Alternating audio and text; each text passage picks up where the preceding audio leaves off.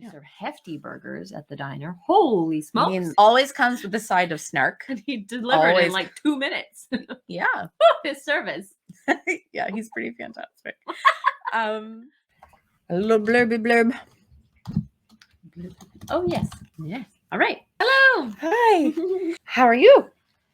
I'm good. I'm a little sleepy today, but I'm ready to jump into action. Normally we record it at nighttime, and it's just coming up to 11 o'clock in the morning. Yeah, we haven't quite gotten into like the rhythm of our day very much. No. So busy evenings, lots of plans. Got to do what we got to do. Mm-hmm. So I'm Lisa. And I'm Jenny. We are the Belladonna Watch Club. Come get comfy with us while we dig into iconic shows and movies that one of us has never seen. So the rules are one of us has seen it. In this case, it's still me. And the other is coming with fresh eyes. We are doing the Gilmore Girls. Season 1, episode 3. Yes, this episode is called Kill Me Now. I know, it's so intense.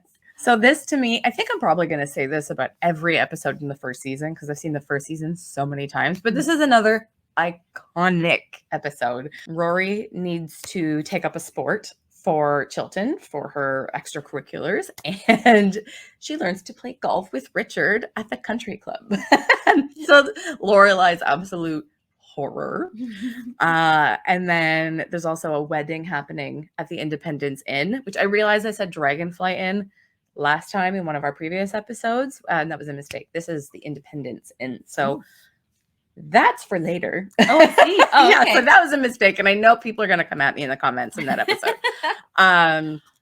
But yeah, so there's a wedding, a really freaky wedding happening at the Independence Inn. It's 2 sets of twins, very spoiled, horrible twins getting married at the same time. So that's the gist of the episode. We hop right on into it. All right, so what were your thoughts overall of the episode? Let's start with general. I thought it was really, really great to finally see some relationship play between multiple generations, not just the sort of parent age and Rory age, but getting the grandparents involved as well. And I was afraid that we were gonna have like quite a distant grandpa, Richard. I wasn't sure if we'd actually get much from him because Emily is such a force, and she shows up all the time. Really? Yeah. But I really, really enjoyed the sort of unexpectedness of it, but the authenticity, I think, of the family presentations, I suppose. It was a really good episode. Really, really quite sweet, I think. Really sweet. Yeah, it definitely had some sweet moments, and I can't wait to show some of those clips because it's just so so nice. But we really like hit the ground running with this episode. So I don't have a clip of this, but I love how we just immediately step into the Friday night dinner, the family, and they're going through the roster of recent help maids and cooks and servants that Emily has had, and the argument between Lorelai and Richard about like, oh, who's Sophia? And it's like, oh, I love Sophia. No, you didn't. And then it was Eduardo, Anton. The same. I'm doing it, but at least it's the same gender. Yes. And the argument with Lorelai being like, how can you mix up Anton and Sophia? Richard's like, Richard's response is my favorite thing. It had me laughing instantly. I have a lot to do in a day, Lorelai, and I am going to adopt that into my vocabulary and responses. Amazing. Because, like, yeah, I got a lot to do. All right. And so from there we get into the golf situation. I told her she should go out for the debating team. It's not a sport. It is the way the Gilmores play. So what are your choices? God, there's like 1,000 of them. Basketball, lacrosse, swimming, track, golf. Golf? Your grandfather is a golf player. Oops. Emily. Why, he could take you there on Sunday. It's perfect. You can use your mother's old golf clubs. They're upstairs gathering dust along with the rest of her potential. That was amazing. Yikes. You could tell. Oh my God. Richard is like, no. And Emily is just like ignoring it. She knows, she sees his face. She does not care. She's like, you are doing this. Mhm. And Lorelai's like scrambling, trying to fix it and like avoid it. Notice how they don't show Rory. This is exactly what I was thinking. Like, meanwhile, Rory's going, bzz, Yep. can't say a single word. Like, I don't know. Maybe there was another one after there. Badminton. Maybe she was stoked about badminton. I don't know. Yep. But no, she's in it for golf now. Nope. Emily needs to commandeer every single situation to her benefit. Mm. And it was just a little like quip at the end, gathering dust with your potential. Like, really? Does it need to be that? Do they always just they dig and they dig and they dig and nobody's making the effort to keep things nice? But Emily is determined. She's terrifying. She's absolutely terrifying. We didn't actually talk about the fact. Can I point out that we have a logo? Oh, yes. Little sidebar here for folks watching on YouTube. Yeah. You can see our little logo up here. So this was designed by a wonderfully talented friend of ours. Her name is Allie Collins of Pepita Studios. If you need any graphic design branding work done, she's your gal. She's your gal. She's your gal. We're going to put all of her contact information in the description. So if you want to reach out to her or look at her Instagram and the other work that she's done, she's so friendly and charming and great to work with. So highly recommend. Also, freaking cool logo. Incredible. Amazing. A little tombstone effect going on here. Just doing a little sidebar for our logo for a moment. Yeah. Little tombstone thingy here. We got some little witchy mystic vibes. Yeah. An eye with a moon in it. So cool. Anyway, back to the episode. back to Gilmore Girls. Okay, so then we've got. Well, isn't this interesting? Hmm. You're afraid Of what? that Rory will enjoy the club and have a good time without you? That's crazy. I agree. I'm not afraid. Again, the way that Emily twists things. So, like, that's crazy, and I agree. Like, they are so stubborn, and they so just, like, dig into their arguments. And initially, it does really feel like Lorelai is trying to keep Rory from an awkward situation. Yes. But then the more in that scene that Emily kind of digs in, you start to see, like, oh, it could actually be that she's trying to keep that distance a little bit between Rory and her grandparents. But you do genuinely at first feel like she's just trying to like protect Rory from being a doormat and just saying yes to anything that like she has to, feeling obligated because they're paying for her school and But just like you said, we have not seen Rory since she was listing off the letters. There has not been a single shot back to her. So we don't know how she feels about it. And her manners, I'm going to be talking about her manners a lot during this episode. Her manners are just don't interject. Unlike her mother and her grandmother, that just the talking over one another. And so already we're seeing a similarity between Rory and her grandpa. They're the ones who are sitting observing this conversation happening and okay. Okay. Yep. Although we don't have a clip of this, but as they're leaving dinner and Lorelai's talking to Rory and she does say like, I'm sorry, I tried. And Rory's like, like she does have that. Like, so we do get the insight that like she really didn't want to do this and she didn't want to go. Yeah. But you don't know right now. Yeah. And she's also a kind of, it's whatever. Like she's not going, Mom, please, why did you whoa? Because she's not like that. No, she just goes along with it. She goes along with it. Before we move along from this scene, this mention of Lorelai the First. Lorelai the First. She's described as being very, very accomplished and an accomplished golfer and very clever and all of these things. I wonder really what she was like. Well, I think this is like a plot like mishap moment because if I recall correctly, they're talking about her in the past. Yeah, she's not dead.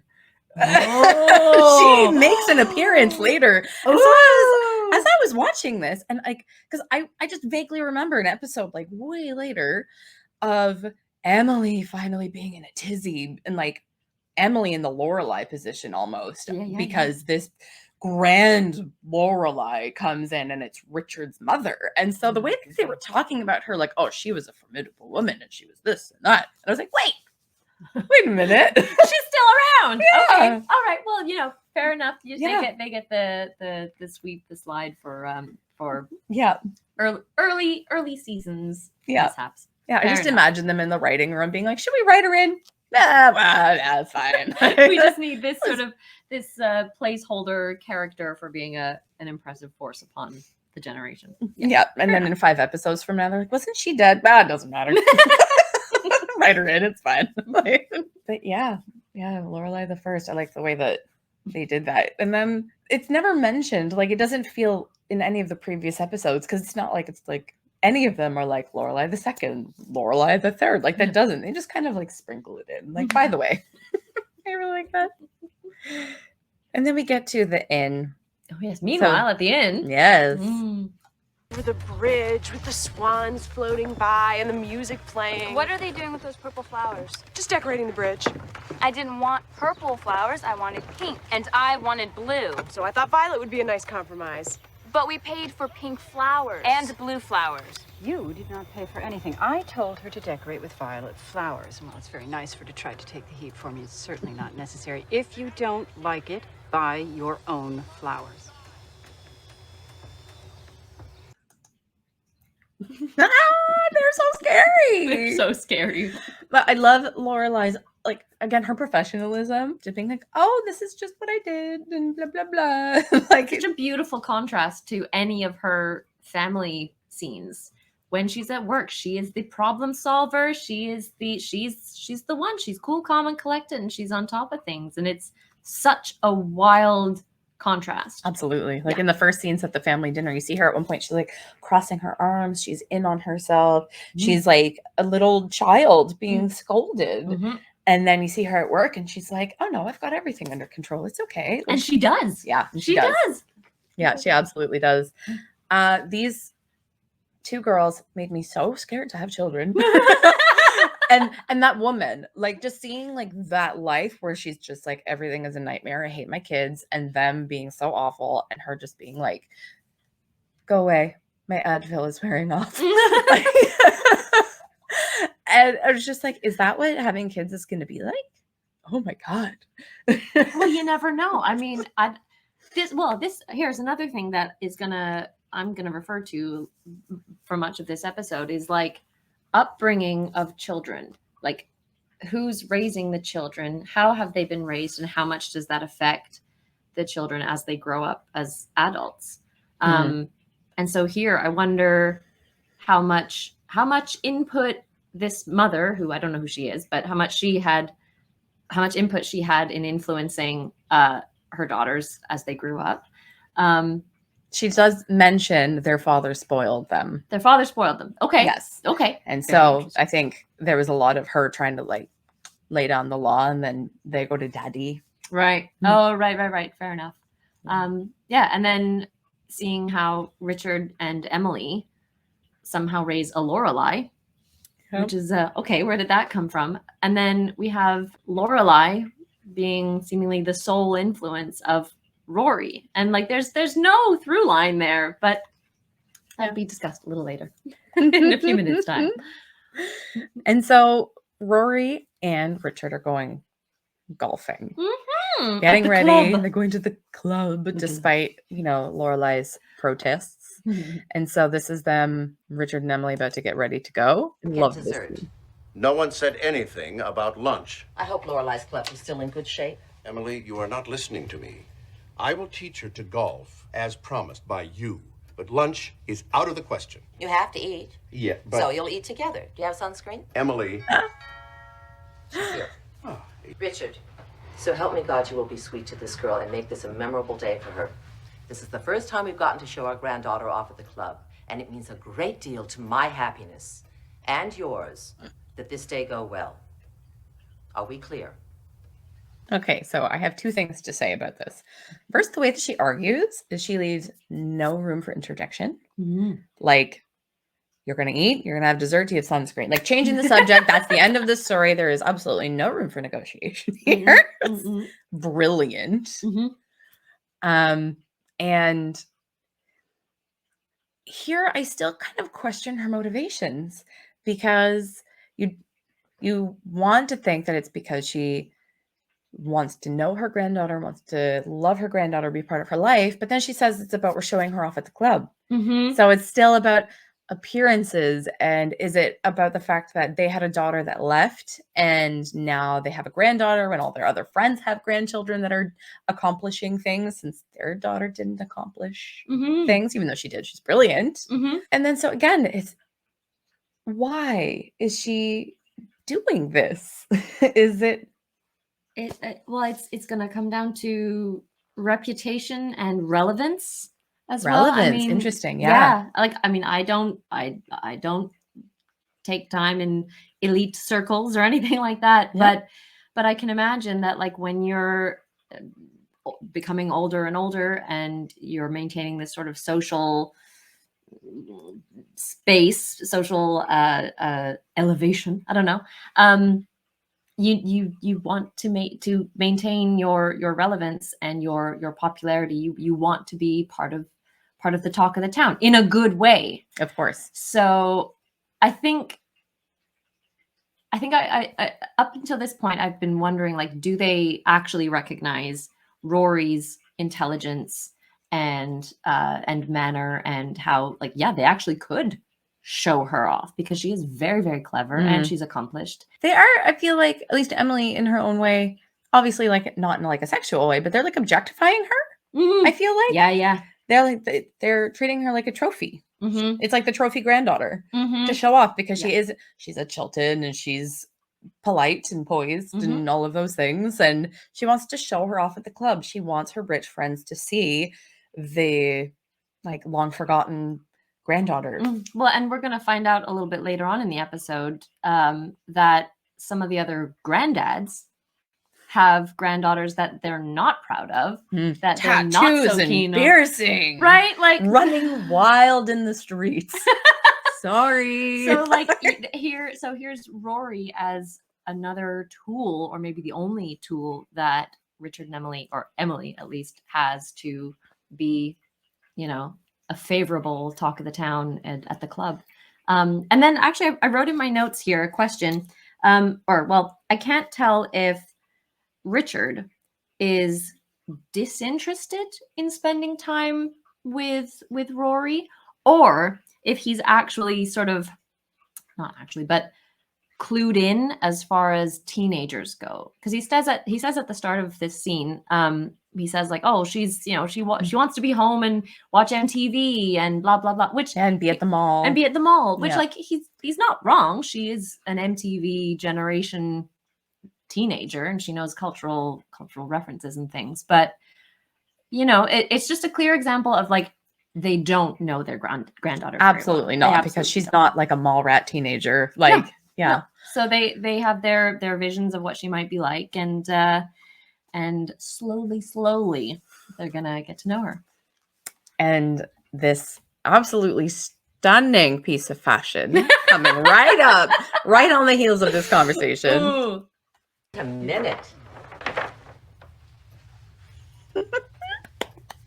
Here we go. Now you look just like Tiger Woods. Wow, that's some hat. Okay. Richard's face. Oh my God. Richard is like every mortified husband in the entire world. Actually, no, everybody in reference to, like, a mom being embarrassing. Yes. Not even just a husband, because I would have done the exact same thing. Like, Mom. Yes. We have this exquisite, like, large knit beret in, what are those colors? Red and green. Red, yellow, and black. Oh, okay. Yeah. And we get big pom-pom on top, flat, like, golf cap. Just a brilliant line delivery here by Rory. Wow, that's some hat. Like, holy smokes. She is so quick, so clever. And yet, you know, just so polite. Relevant and polite. Yeah. Just so polite. She's gonna go with it. Why not? She's like, okay, we're golfing. Like, we all know that some golf attire is absolutely ludicrous. So, absolutely. Like, I feel like since she doesn't know golf, she's like, okay, this is golf. Like, I think if she was anyone else, if she was any other teenager, in the next scene, she wouldn't be wearing the hat. But no, she keeps it on. the whole time. It's all, we're getting a little demonstration that she's willing to make herself look a little foolish. She don't care. She's gonna give it a try, which is something I hugely admire about her already. She even asks Lorelai later on, like, it doesn't look so bad, does it? And she like adjusts it and looks all sweet and like cherubic in her stupid hat. And she likes it. And then Lorelai is just horrified that she enjoyed golf at all. And so she's like, I don't really know what to say to you about that. Okay. So by this point, they're about to go off golfing together. And so we have these two generations that are like 2 generations apart. But these two characters, Richard and Rory, they at least have the capacity to try and engage and enjoy themselves, which I think it's a really special thing to see in a TV show, to have grandparent, granddaughter friendships. We don't see that very often, unless it's like sort of the cozy old grandpa and the little boy and the bedtime story kind of thing. It's not that. So we've got a teenager and a grandfather, and their personalities are ones that I think we rarely see. And we're going to see where they mirror each other in a way. Yeah, they're very sweet. And the fact that Rory actually makes an effort. Yeah. Because at that point, like, she doesn't know them at all. And she doesn't have any obligation to want to know them. Nope. Like, they were put into the situation by force and by nobody's will at all. And the fact that she is genuinely interested in learning about her grandfather is really sweet. Her grandfather, for her, I don't think it's about the golf. It's not about the golf. No. It's about her grandfather. What do you do? I love I'm the it. executive vice president of the Gurman Driscoll Insurance Corporation. Wow. Yes. And as executive vice president, what do you do? Well, it's a very big company, one of the largest in the United States. As a matter of fact, I have a myriad of duties which would bore you greatly to hear about. Oh, okay. I oversee our international division. That sounds important. So I really love this because she genuinely wanted to know. And like, in some situations, it could just be polite small talk, right? And she sounded so like kind of crestfallen when he brushed it off. Like, he genuinely thinks a 16-year-old girl has no interest in the everyday duties of the senior vice president of an insurance company or executive vice president. Pardon me, Richard. and then the fact that he's in tune to her tone and her responses, like, he is paying attention to her too, instead of just being like, I've got this teenager at the club and we were just like, And then he actually kind of like, he elaborates. He's like, oh, she actually wants to know. That's cool. Like, I think there's a little bit of like self-deprecation and for him, because he's like, oh, she wouldn't. I'm an old fuddy-duddy. I'm boring. And like, she doesn't want to know about my stuff. And she's like, oh, but no, I did. And he takes the international angle as well, which is gonna stir up a little something in Rory to talk about travel, places around the world, globalness, like super exciting. I wrote in here further here. So in all of these scenes with Rory and Richard, we see tolerance, open-mindedness, and tact in practice. Yes, tact is huge. Yeah. And I another question I wrote down here is, do the grandparents have any idea how lucky they are in their granddaughter? I think they get like a sense of it. So I don't think Richard really realized until this episode, because he's, as he said, he's a very busy man and he has lots to do, and he's not even as invested in the like bringing them back in, like it's Emily who has their hooks in them and is like orchestrating all of this, right?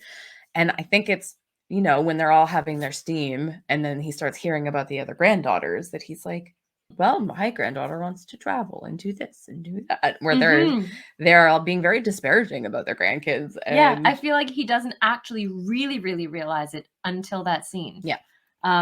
Which is amazing. Oh, what a break. Stay hydrated. So now we are going to jump back to the inn and the wedding. Yes, meanwhile, back at the inn. Meanwhile, it's the crazy, crazy twins. So I'm just going to show a little bit of this clip because I have a lot to say as a professional. Why are you making such a scene, Jessica? Jessica, you already... It's been 45 minutes of soup or salad. I can't do it anymore. Get me a cab. I'm going to go far away now and never come back. Well, how about if the guests get a choice of soup or salad? That will work. As a professional event planner, that would have been planned and organized weeks ago. The kitchen for an entire wedding, the kitchen does not have the time or resources or capacity to just like decide, am I going to make 50 soups and 50 salads? No. And I know it's for the sake of the show, but there are very many details about this like wedding planning that's only happening on like the day of that just drove me up the wall because it was like, no, please take the floor. This is what this is for. Please. There is no way because they would need to know how many ingredients they had of everything. Like, what if they needed to make 100 soups? You can't just like make a batch of 100 soups and hope that people are going to eat it or not eat it and then have 50 extra soups. There's absolutely no way that is how that was going to work at that scale. Because at like a restaurant, there's like all these different people are ordering different things and they're staggered and it's at different times. And it's not like literally everybody needs to get the soup at the exact same time. Everybody needs to get the salad at the exact same time. And you're not deciding the day before about the soup or the salad. It drove me insane. And I'm not recalling the other detail. There was something else that they just kind of like decided on the spot. And it's like, that's not how that works. That is not how that works. And I get that they just wanted to have this scene and another example of how Lorelai is the savior of all things. But it drove me crazy. And I love how the mom is just like, I'm out. I can't do this. I'm not here for this. They won't move away. Do you know any moms or like mom-aged women who are like that, who would actually just like dip? No, I really don't. I don't think so. And think so. like, she's not actually doing it. I know. No. No, but that's it. I know some mom-aged people who would talk about dipping, who would be this miserable and like, it's the same ones who, talk about their kids being assholes and stuff. Like there are those people out there for sure, but they don't act on it. Like they don't actually do it. They're just like the episode ain't kill me now. Yeah. Get me away from this place. Let me go.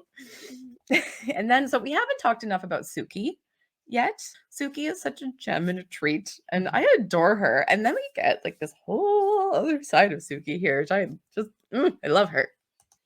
Let's say Mark walks into a hotel room and he sees his wife naked, but it's not his wife, it's his naked sister-in-law, and he has sex with her. Would that be cheating? My head hurts. I think no. Really? Lucky. If you ask me, this union belongs on a public access station. It's against the laws of nature and just this short of completely obscene.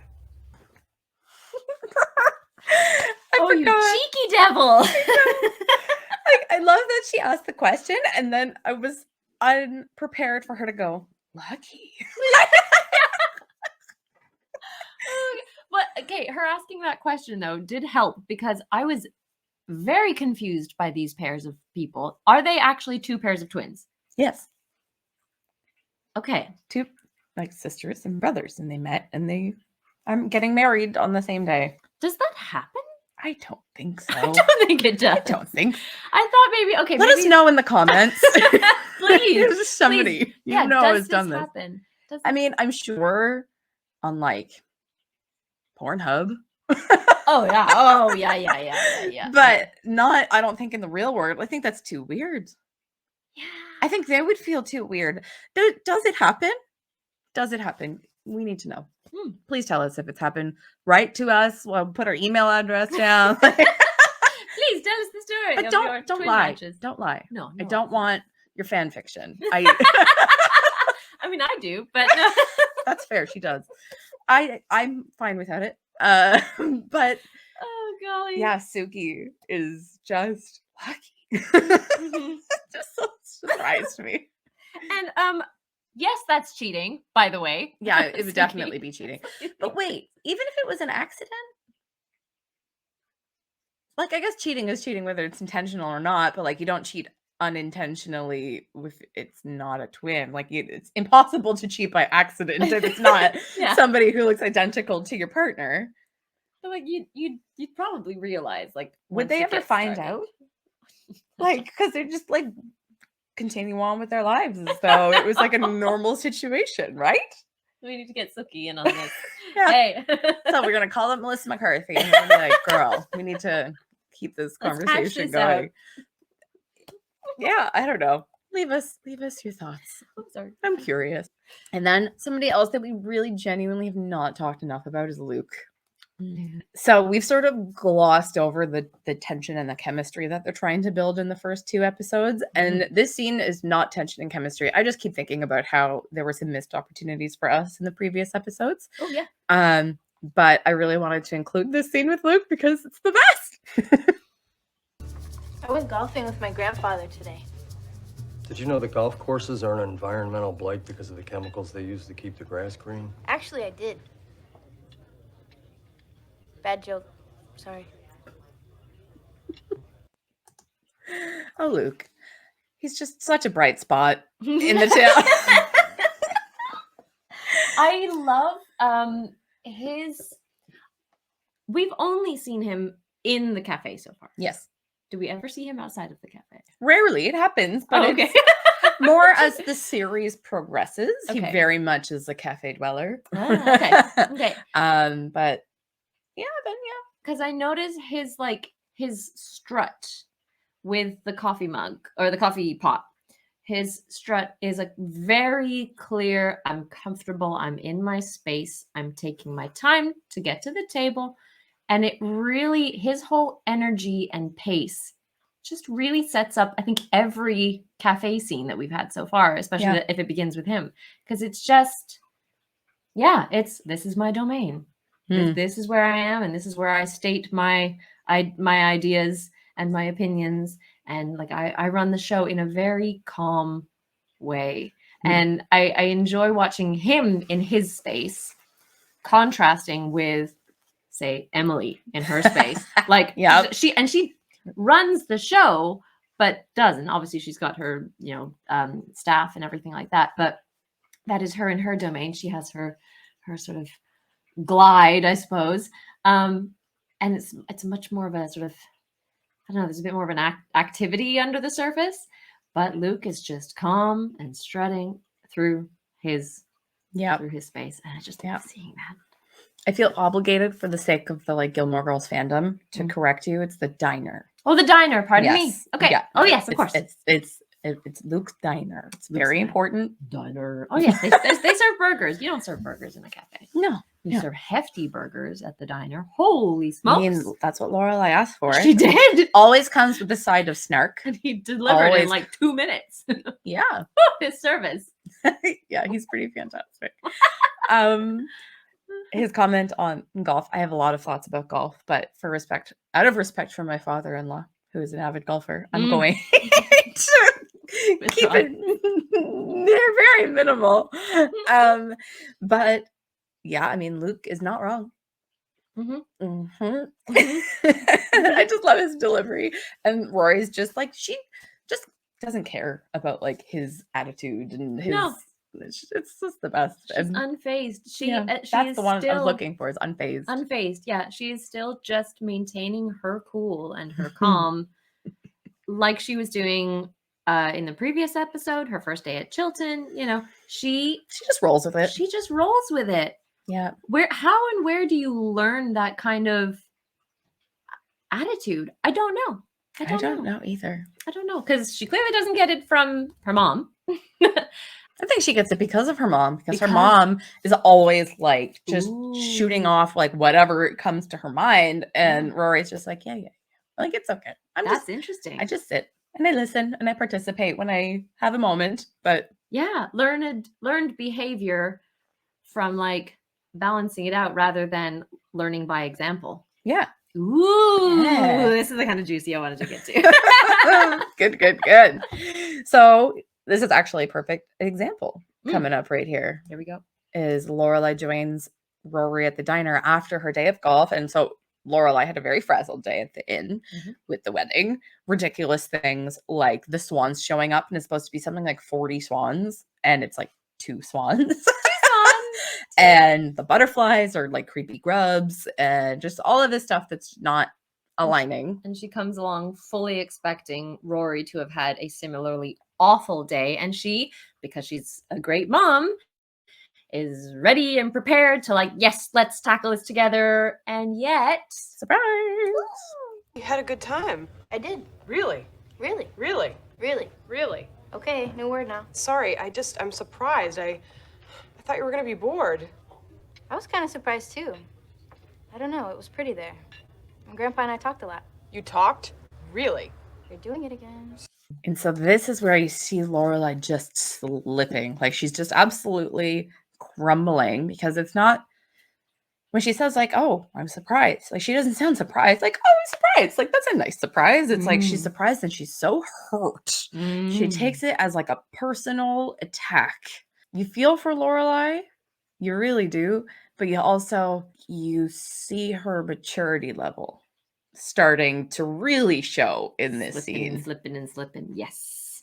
She just can't hide how she's feeling ever, you know? And seeing her be like mad, like you can feel it. And Rory's getting it, but she's still not being apologetic about it. She's like, okay, like something's up, and I can tell that something's up, but I had a nice time, and like I look cute in the hat, don't I? Yeah, Like I did what I'm supposed to, and hey, it turned out pretty okay. Yeah. Quite good. Yeah, quite good day. Quite? You don't say quite. She does now. Quite. You don't really see them eating a lot. Like one of the ongoing themes of this show is that they eat like garbage. That sounded like Lola from Big Mouth there. They eat like garbage. No. I'm Nick Kroll. I'm so devastated. I'm pretty sure that's who voices Lola. Either way, it's a man and it's revolting. And I'm offended at my own voice. Anyway, sidebar. They eat like absolute garbage, and in reality, they would be enormous with diabetes and bad skin. Absolutely. And I hate them for that, because I want to eat like that. Not like if I actually ate like that, I'd just be like, I need salad. But it's a nice thing to see around the time of Y2K that like, hey, let's include food in our scenes. We want to see our characters with food, but you gotta be realistic. Yeah, a little bit. They take it very far. Yeah. Okay. But and then we check back in at the wedding with Miss Patty. Miss Patty suddenly, again, another detail. They would have learned to dance months ago if they were taking like dancing lessons. Is this the day of? Because we've just been the day before. It's either the day of or it must be the day of. So like this is the most unrealistic wedding prep weekend I've ever seen ever, because they would be getting their hair done, they'd be getting into their dresses, they wouldn't be doing dance lessons with Miss Patty down in the like gazebo place. Like that just, I mean, it might just be like later that evening or something. Even still, the day before, no way. Especially people who have money. They're doing rehearsal dinner. They're doing, you know, like they're doing all this like fancy stuff. Maybe the guys are going to be like bachelor party, like whatever. This is not how wedding weekends go. And like, to be fair, I was not involved in wedding weekends back in 2000. But still, that's not like if again, these were rich people, obviously they're spoiled, they're rich, whatever. That means they probably have already had dancing lessons. Yeah, wouldn't they have hired some like cotillion professional or something like That's that? it. They would have been doing ballroom dancing lessons together months before. Not last minute prep from Miss Patty. But I love that they did this. Of course. I just, the details, the professional irks. I'm sure this is how people feel when they're watching shows like, you know, Law and Order or CSI or something, and they're in any way involved in law enforcement.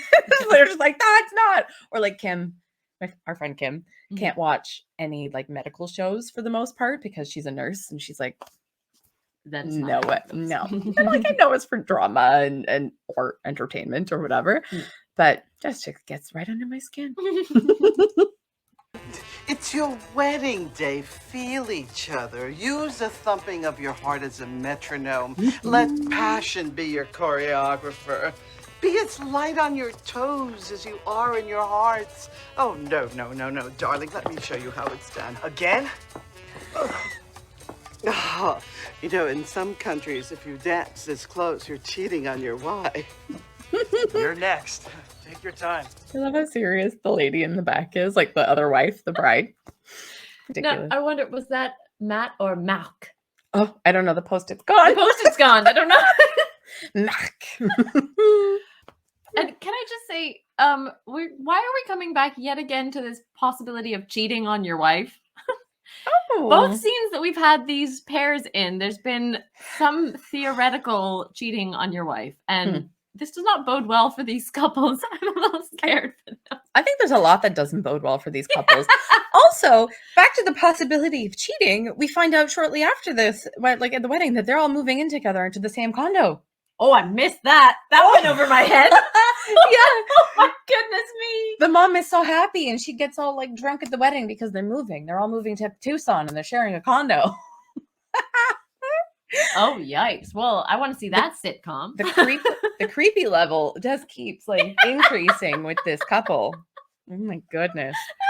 But yeah. Completely went over my head. And then Miss Patty, again, I don't have a clip of this, but Miss Patty ends up as a guest at the wedding.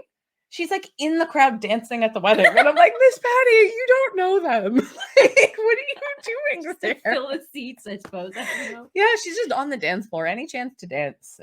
Maybe that's her slogan. Yeah. Oh, yeah. Any chance to dance. Beautiful. This is just adding yet more to the like headcanon lore of Miss Patty.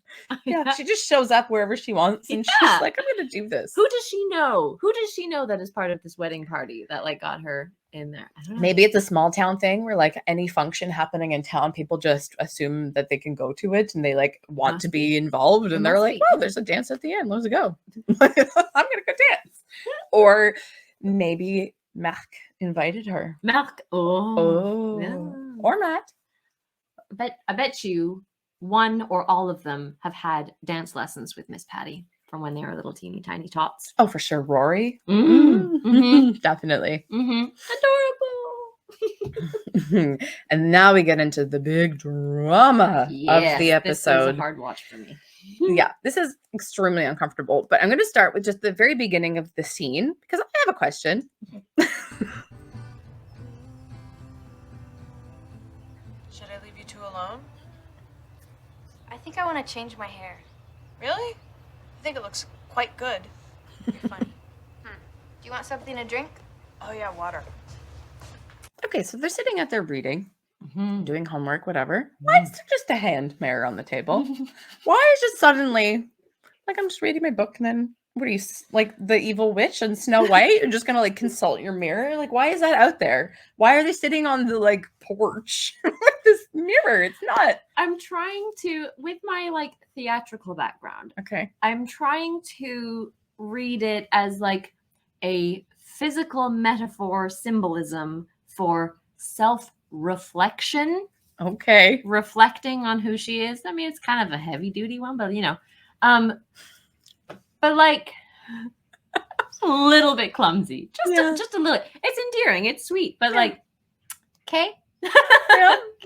But, yeah, I imagine she could be, at this point, doing some self-reflecting on who she is, where she wants to fit in her life, how does she identify herself, like, you know, reflecting on her personality. And then that line she has of, I think I want to change my hair. I mean, absolutely. As soon as you've decided, like, oh, this is the new me, you want to change up your look somehow. But I kind of wish we got like a little bit more of what she's thinking of. Yeah, like, where did it come from? Where did it come from? Yeah. I'd like just like a tiny, tiny bit more of her, maybe just her by herself. Like, even if she was walking through walking down a hall and there's a mirror in the hall and she might just sort of take a moment to kind of see herself in the mirror. And so we could have just had a little tiny touch. And that's like hinting at, oh, okay. But I do think it's a sweet little symbol of her reflecting. But I want to know now, like, she's thinking of cutting her hair. How short? What like? What do you want? Layers? that's You're it. Going for the Rachel or what? Yeah, there's no context in the episode for her considering her appearance, or there are no other people her age at the club that she like looks at and is like, maybe I could be more like them. Yeah. It's not like she wants to be like odious woman. No. And or maybe she wants to go in a totally different direction because she's been inspired by the funky Tiger Woods hat. Oh, maybe a little bob to go with the hat, Yeah. like a little French. Ooh. Like maybe, but it feels very out of left field. Yes, it does. And I wish that there had been just like a tiny hint of even just her thinking, not even necessarily her like considering her appearance, but there hasn't been a lot of like her processing like her place now in her world and her family, and like because she constantly maintains that level of her manner of being cool and calm, and we don't even see in her face much unease or concern, confusion. Because she has this manner where her politeness and her approachability and interest is all right there up at the top. But I'm hoping we'll soon see a little bit further down, or she'll be able to sort of express a little bit more what's going on under the surface. But for right now, she's so contrasting to Lorelai, who wears all of her emotions on her sleeve all the time. I'm hoping we can dig in a little bit to Rory, or she'll, slowly crack open a little. Yeah, and then this whole hair thing is like the straw that breaks the camel's back for Lorelai, where she feels just like she's drowning and losing her daughter. This is it. Like, Rory's going to change her hair and start going to the club, and she just like panics, and they get into this ridiculous fight. So stupid. And it feels like they are both.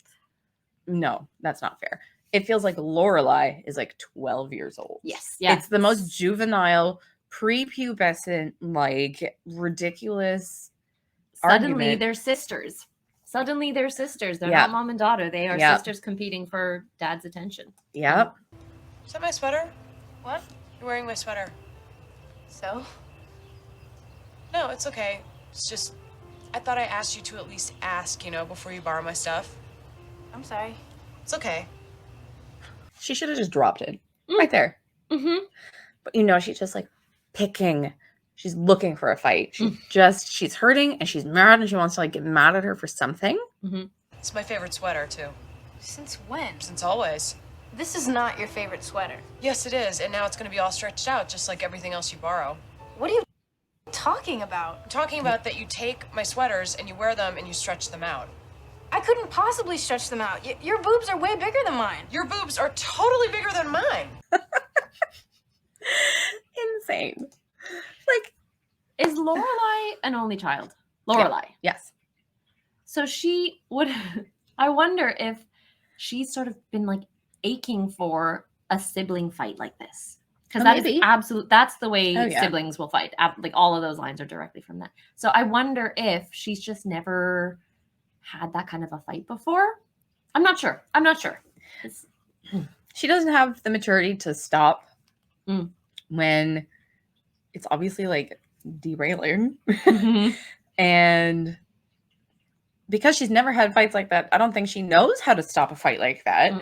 And she's never gone through the like reparations and thought processes of like, okay, this is going weird. Like, I don't know what to do. But can we talk about how the sweater that Lorelai is actually wearing should be her favorite sweater? Because her eyes popped every time I see that scene. It's the exact same color as her shirt. Her eyes and her shirt are the exact same. And she looks stunning. Yeah. Stunning. Yes. What would you call that? Like a sky blue or a cerulean? Like a periwinkle. Kind of. Yeah. Sky blue too. I think periwinkle has a bit more purple in it. Oh, okay. Yeah. I don't know. We should ask Allie. Allie, our logo designer. Like, what would we call this? I think the sky blue is probably. Can you give us the hexadecimal code? Yeah, exactly. But yeah, this, we know it's not about the bra. We know it's not about the measurements. We know it's not about the sweater. And then it just like snowballs, and it's so uncomfortable. It's so, I just get like, ugh, it's almost like the Office level uncomfortable for me in this. You'd think that like right after the argument, when Rory walks away, that right away Lorelai would be like, oh, like that was stupid. But you can still see she's so mad and like digging it. Like I expected the like quick change, like Rory storms off and that that mood shift of like, what have I done? This is my kid. Like this, I know this is not about the sweater. But she doesn't. No, she doesn't. She needs to get it out, express what she has done wrong, how she's handled this badly. And who better to do that? Our dear friend Suki. I have to be more adult about this. I mean, if the country club life is what she wants, more power to her, right? You know, little white gloves and coming out parties. That makes some girls happy, right? Sure, yeah.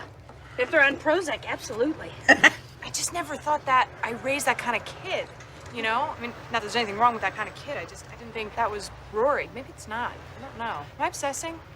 Suki? Hello? Do I have to put on my strawberry costume to get your full attention? No, I'm sorry. This reminded me of what you said in the previous episode where they just like add like the comedy to like a very serious conversation. And I just love that because it's like something's happening. Suki's really distracted, but Lorelai's just like figuring stuff out on her own, which I really like. Which is how it goes. Oh, for sure. Yeah, you just have to say things out loud to be like, oh, this is what I was going through. I like that. Suki just starts saying, yeah, if you're on Prozac. Suki is so surprising. Yes. She's not great at advice, and she knows that, and she says so. But she's the ear and the shoulder to guide you to the truth. That's what I think. Because she, you know, she'll agree. She'll sort of let you keep talking, and she'll help you converse. But she rarely, like, I'm a terrible advice giver. I never feel confident in my own advice. But I like to, I try to be like the Suki, I suppose, in this, where it's like, you can tell me anything. I'm not going to judge you, and I'm not going to hate you for whatever you tell me, but I want to help you get to the point. So like, because the more you speak and the more comes out of your mouth, the more your brain is rolling, and you're going to come to the truth eventually, and you'll find your solution. And so often that's what people need. They just need to get it out. Yeah. And be helped along the way. And I think that Suki, as much as she doesn't really give advice, she has once or twice come in with a statement that like, you're jealous. Yes. And so as much, she's not just sitting there being a sounding board. She will still point out the things that Lorelai's not paying attention to. And she's like, no, I'm not. She's like, yes, you are. Yes, you are. And I like that dynamic because she's not just being complacent and just like listening and like nodding along. Right. Like she's still pointing out the important things that Lorelai needs to understand about her own behavior. And she's not just 100% agreeing with what she says, which I think is extremely important for Lorelai, because Lorelai needs like a little conk on the head sometimes to be like, you don't see what's happening inside you. We all see what's happening. Lorelai has a great line in here. Well, she says, I just never thought I'd raised that kind of kid, or maybe I did. This is another example of sort of neither of them really being sure about Rory's identity and personality. And obviously she's still, what did we decide? 17? 16. 16. Nobody knows who they are at 16. No. So it's just not clear. And so now we're getting that Lorelai is coming to the idea of like, I know my daughter, but I don't really know her inside and out, or as well as I thought I do, because she's growing and evolving and becoming her identity. And this again is where the thought comes up of like, how much actually do you influence your children or your offspring, or you know, your young? How much can you influence them? How much do you do? Because Rory would have been raised by Lorelai only, and then whatever sort of cultural other things. It's not even like Lorelai has any other person she can grab to and be, oh, she's listened too much to so and so, or my sister, or my whoever. It's her. So like, what is that going to say about Lorelai, of how her daughter turned out? I don't. Yeah, and Lorelai's not really seeing the fact that this is very novel for Rory, right? Yeah. Like Rory, again, at the beginning of the episode, she didn't want to go. And now that she went, and she's like, oh, okay. Like, she's not really leaving Rory any room for curiosity and exploration. She's just, like, so triggered by her own past and her own experience being raised in it and being absolutely, like, claustrophobic in that world that she's not even able to see the fact that this is like seeing behind the curtain a little bit, like, and it's a whole new world that is opening up to Rory. Like, she does know her daughter, but she's so scared that she's going to lose her to that world and then be like sucked back into it. But she doesn't really consider the fact that Rory isn't that girl either. Like, she can be curious and she could want to do certain things while still being the down-to-earth, intelligent, close to her mother person that she is. Like, she can have a foot in both worlds and still be her authentic self. And Lorelai's just like panicking. And let's not forget, I think it was the last episode where Lorelai has said, like, actually said out loud that Rory is going to do things her way, figure things out on her own. And now she's already sort of being tested on that. Like, hey, let's let Rory figure things out on her own. This is what that actually looks like.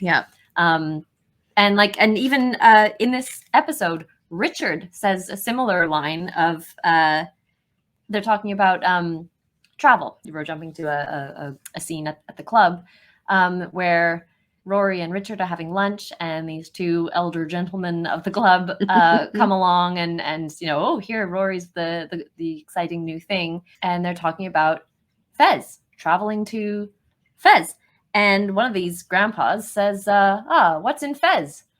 And Grandpa Richard says that's for her to find out.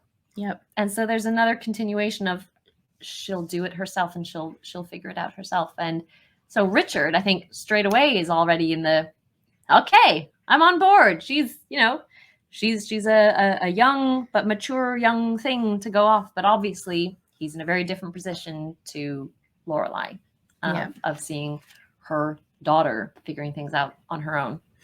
And it's funny because as much as Lorelai won't admit it, like, she is being very much like her mother. Like, Rory's going to do things my way, but she thinks that her way and Rory's way are the same. So she's like, no, this is what Rory is going to do. This is what Rory wants. And that's what's going to happen, which is a little bit like Emily, who's like, well, this is what I want. And this is the way it's going to be. And this is how it's going to happen. But Lorelai is just projecting her own views onto Rory. And I'm trying to look at the whole situation from the perspective of a parent. And I can only imagine how jarring it is to raise a child. You know their interests, you know their hobbies, you know who they are, and then suddenly something like comes completely out of left field, and it's maybe not something you agree with or are interested in yourself or approve of or whatever, and you feel like that's not who they are. Like, they're not that person. And it must feel like it just scoops them away. Yeah, where like you don't understand them anymore, and it feels like they're completely different people, and then you feel like you're like grappling for the olden days or like, before the past where it was just you guys and you understood everything about one another and it was like okay and close, and then the things start coming in that drive those wedges, which is normal and natural and important, but painful. I can only imagine how I that is going to be. Oh my God. You've got some time yet. I know. But yeah, when they start finding their own way and doing the things that you think is a mistake, but you have to let them do it. Hopefully, I'll handle it with grace and not have these weird ass arguments with my children. You might. I might. I don't know. Just be my Suki in that moment. Okay, do my best. Like, I did something ridiculous. I said weird things and I didn't mean it. But I can very much imagine how jarring it would be being like, nope, she's not going to like it. That's not who she is. I know her like the back of my hand. And then it just being like, what's happening? What's happening? And so they do reconcile, obviously. I mean, it's Rory and Lorelai. They're always going to reconcile. I'm sorry. It's okay. A crazy evil spirit obsessed with bra size took over my body. It happens. She's gone now. Good to know. You know, I'm glad you're bonding with your grandparents. No, you're not. Yes, I am. It's just weird for me is all. I can't relate to it. You could if you tried. No, we're too much has happened, and I'm glad you are anyway. Okay. I love the contrast of their appearances here. Yeah. Okay. We have very like slinky, form-fitting, very tight, like updo, like everything. She's just like In Lorelai. In Lorelai, yes. And then you have Rory with the soft curls and the knit sweater, and she's just like soft and nice. And I like the way that they are showing the contrast between the two of them and how different they are, despite the fact that the show and their relationship is like they are super, super close. It's showing even just here how completely opposite they are. I also think it's interesting to now shift to Rory's perspective, where Rory says like, you could try to like get along with them. Yeah. And so that even shows that she doesn't fully understand what her mom went through. Yeah. And she doesn't understand the baggage, and like she sees the fighting, she hears the fighting, but like she doesn't get it. And she never will because she didn't live it. No, of course. But the fact that she's like, well, can't you try? She's like, no. And I don't necessarily think that that's Lorelai being stubborn. I don't think that that's her being like pig-headed or any of that. I think that's her genuinely just being like, you don't know what it was like. Yeah. And right after this, there is a scene of a little girl and her mother, because again, this is a very wealthy, well-to-do wedding that they're at. And it's the little girl in the dress, and her mom is like, that is a $500 dress. You're not going to get it dirty. You're going to sit here. And then Rory sees it and says, you know, thank you for not putting me in a dress like that. And so she gets that glimpse of what life must have been like for Lorelai. And she kind of concedes to like, I can't see you in this world at all. And she's like, been trying to tell you that, kid. And bless Lorelai for even still making that like, yeah, it wasn't all bad. It wasn't all bad. She's got a great little point of, you know, even those dresses, they're great for twirling around because they show your underwear. You know, like, woo! Great for twirling. Like even then she makes it digestible, and I'm hoping, again, I haven't seen the show. I'm the one who hasn't seen it.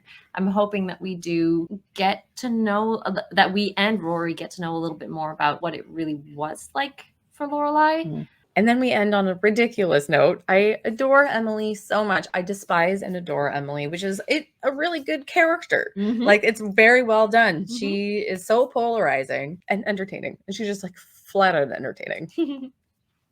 What's that? Brought dessert. Really? How thoughtful. What is it? Blueberry shortcake. I've never heard of blueberry shortcake. Yeah, it's a Stars Hollow specialty. Why is it already cut? It's left over. From the wedding. At the inn. Yes, I know where the wedding was. Oh, sorry, you were just doing that staring thing. You brought us used dessert? It's not used, it's left over. It's not like it was like scraped off someone's plate. I mean, we don't know. We don't. Fair enough. Don't know. For us, used dessert. It actually reminded me of a colleague that I had whose parents, they weren't from Canada. I don't think his parents must have been the newcomers, but still, I don't fully understand the dynamic there. But when my colleague bought his house, his parents were very confused because they either said you bought a used house or a secondhand house, because they bought a house that like other people had lived in, and they're like, you bought a used house? I was like they're all used pretty much, like, okay. But he told me that, and he was laughing, like he was able to just, you know, laugh it off with his parents, and I thought that was excellent. And now we have used dessert. So that wraps up the episode. Is there anything else that you would like to touch on? Where's everybody else? Right? We haven't seen Lane or her mom or anyone or either of those boys. excruciating boys since you know, I was fully expecting somebody was going to pop up back. And I started the episode thinking like, all right, who are we going to see first? Yep. Which boy's coming back first? And are we going to see Lane? What's going on? So, but I mean, we're only at episode 3. And this whole episode took over the time frame was just over a weekend. True. So Rory was golfing and Rory was working at the wedding. So she wouldn't have seen her friend. Mhm. She wouldn't have been at school. They'll be back. They're just busy. They're I'm doing just their eager. thing. I want to know. They're busy. Right. Well, as always, thank you so much for joining us. Catch us next Thursday here on YouTube or wherever you stream your podcasts. Thank you so much for listening. We have been the Belladonna Watch Club. Thanks so much for joining us, and we'll see you next week. Bye-bye.